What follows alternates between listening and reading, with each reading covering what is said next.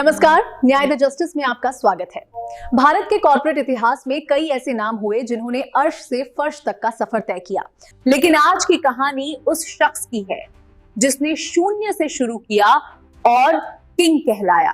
Mahendra Prasad, Aristo pharma के संस्थापक और राजनीति के अजेय खिलाड़ी। दिसंबर 2021 में किंग महेंद्र खामोश हो गए, लेकिन पीछे छोड़ गए 4000 करोड़ का एक ऐसा विवाद जिसने दो परिवारों को अदालत के कटघरे में खड़ा कर दिया। आखिर क्या थी वो वसीयत जिसने रिश्तों के बीच दीवार खींच दी? आइए देखते हैं इस खास रिपोर्ट में। एक ऐसा नाम जो हर घर की मेडिकल किट में है, एक ऐसा शख्स जिसने 7 बार सांसद बनकर इतिहास रचा और 40 साल तक फार्मा बाजार पर राज किया। हम बात कर रहे हैं महेंद्र प्रसाद की। प्यार से लोग उन्हें किंग महेंद्र कहते थे। उन्होंने एक साम्राज्य खड़ा किया, लेकिन अपनी ही जिंदगी के आखिरी पन्नों पर एक ऐसा रहस्य छोड़ गए जिसने सब कुछ बदल दिया। उनकी मौत के बाद एरिस्टो के बोर्डरूम किसी युद्ध के मैदान में बदल गए। सवाल सिर्फ 40,000 करोड़ का नहीं है, सवाल है उस वसीयत का जिस पर उनके ही बेटों ने सवाल उठाए। सवाल है उस दूसरी पत्नी के हक का जिसे पहली पत्नी का परिवार स्वीकार करने को तैयार नहीं है। यह कहानी है उन रिश्तों की जो पैसों की चमक के आगे फीके पड़ गए। क्या दूसरी पत्नी को उनका हक मिला? क्या भाइयों ने हाथ मिलाया? या फिर यह साम्राज्य कानूनी लड़ाइयों की भेंट चढ़ गया? किंग महेंद्र, एक अधूरा साम्राज्य, 2 पत्नियां, एक वसीयत। एरिस्टो फार्मा के संस्थापक महेंद्र प्रसाद और व्यापार जगत में किंग महेंद्र के नाम से जो जाने जाते थे, उनकी जीवनी किसी फिल्मी कहानी से कम नहीं है। एक साधारण परिवार से उठकर देश के सबसे अमीर व्यक्तियों और ताकतवर नेताओं में शुमार होने तक का उनका सफ़र बेहद दिलचस्प है। महेंद्र प्रसाद का जन्म 29 जून 1940 को बिहार के जहानाबाद जिले के ओकरी गांव में एक साधारण मध्यम वर्गीय भूमिहार ब्राह्मण परिवार में हुआ था। उन्होंने अपनी शुरुआती पढ़ाई पटना से की। उनमें बचपन से ही कुछ बड़ा करने का जुनून था जिसने उन्हें बिहार की सीमाओं से बाहर निकलने के लिए प्रेरित किया। 1970 के दशक में जब भारत में दवा उद्योग अपने शुरुआती दौर में था, महेंद्र प्रसाद ने मुंबई का रुख किया। 1971 में उन्होंने एरिस्टो फार्मास्यूटिकल्स की नींव रखी।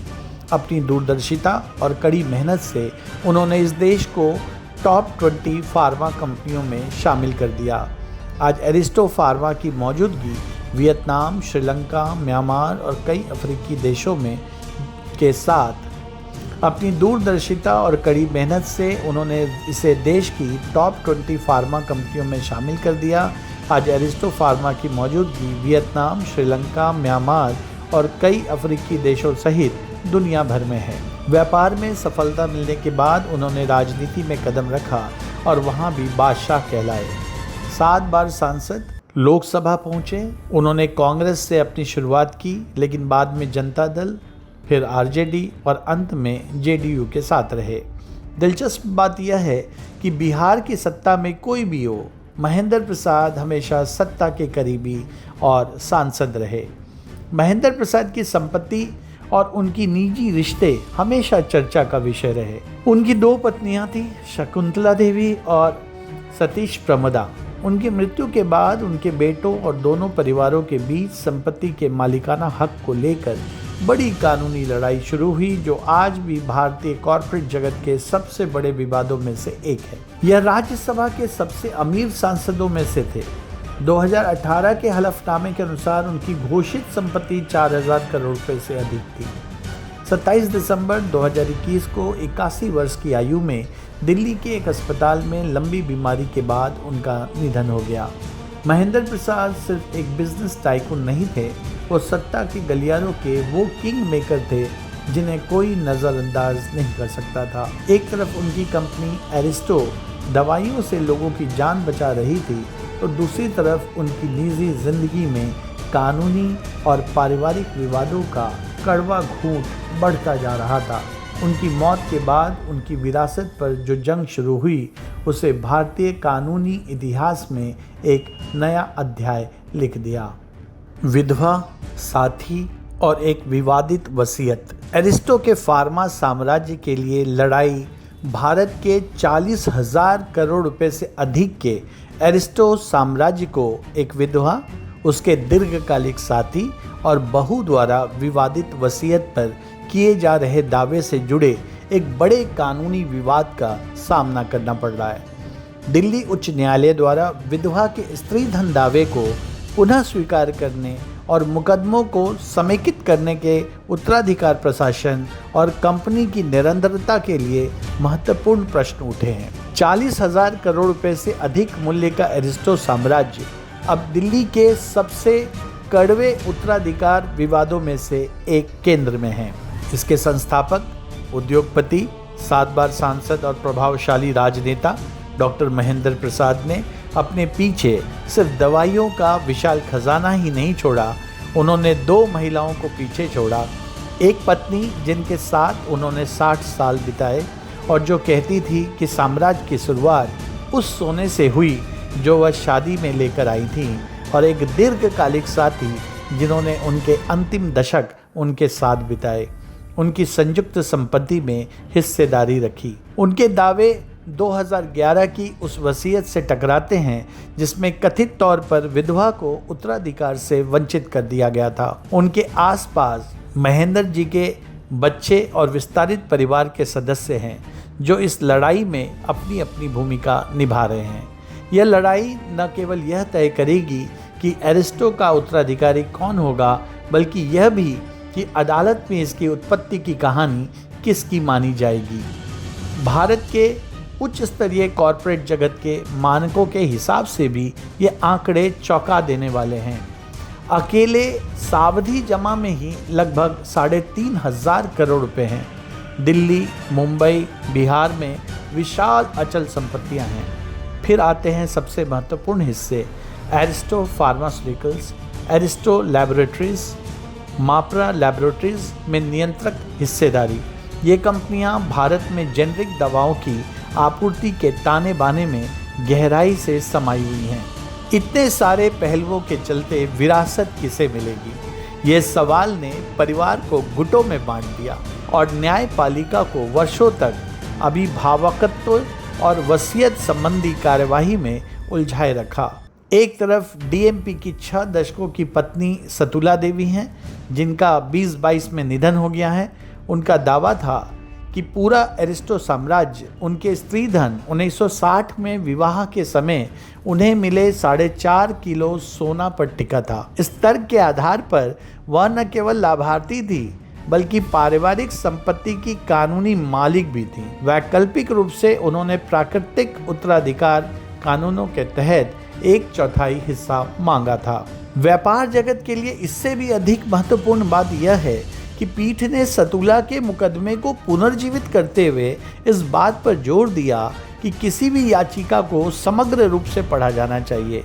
कोई भी अदालत केवल इसलिए स्त्री धन तर्क में निहित स्वामित्व के दावे को खारिज नहीं कर सकती क्योंकि वसीयत भी मौजूद है। वसीयतनामा याचिका और सतुला का विभाजन मुकदमा दोनों लंबित कार्यवाही अब समेकित की जाएगी। अब इस बात पर निर्णायक सुनवाई का मंच तैयार है कि क्या 2011 की वसीयत वैध है और क्या एरिस्टो की संपत्ति वास्तव में स्त्री धन से अर्जित की गई थी। सतुला देवी का प्रतिनिधित्व उच्च न्यायालय के वरिष्ठ अधिवक्ता विकास सिंह और फोरसाइट लॉ ऑफिस की एक टीम ने किया, जिसमें संस्थापक और प्रबंध भागीदार वरुण सिंह, वरिष्ठ सहयोगी अलंकृत द्विवेदी, काजल गुप्ता और शिखर उपाध्याय तथा सहयोगी सोमेशा गुप्ता शामिल थे।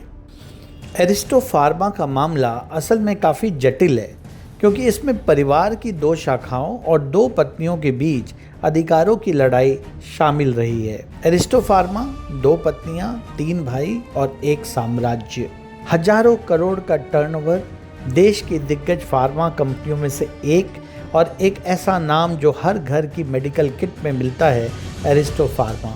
लेकिन क्या आप जानते हैं कि इस दवा साम्राज्य की अपनी ही नसें विवादों के जहर से भरी हुई हैं।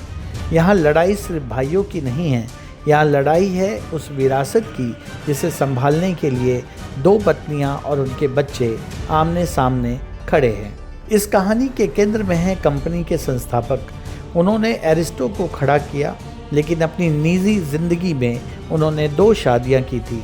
पहली पत्नी से 2 बेटे और दूसरी पत्नी से 1 बेटा। जब तक संस्थापक जीवित थे सब कुछ शांत था। उन्होंने अपनी वसीयत में संपत्ति को दोनों परिवारों के बीच बांटने की कोशिश की, लेकिन यहीं से न्याय और अन्याय की लकीरें खिंच गई। असली विवाद तब शुरू हुआ जब संस्थापक की मृत्यु के बाद पहली पत्नी के बेटों ने आरोप लगाया कि दूसरी पत्नी और उनके बेटे को कंपनी के मुख्य ऑपरेशन से दूर रखा जा रहा है। मामला सिर्फ घर या जमीन का नहीं था, लड़ाई थी उस पारिवारिक ट्रस्ट की जिसमें कंपनी के सबसे ज़्यादा शेयर्स थे। दूसरी पत्नी का पक्ष था कि उन्हें और उनके बच्चों को उनके कानूनी हक से वंचित किया जा रहा है।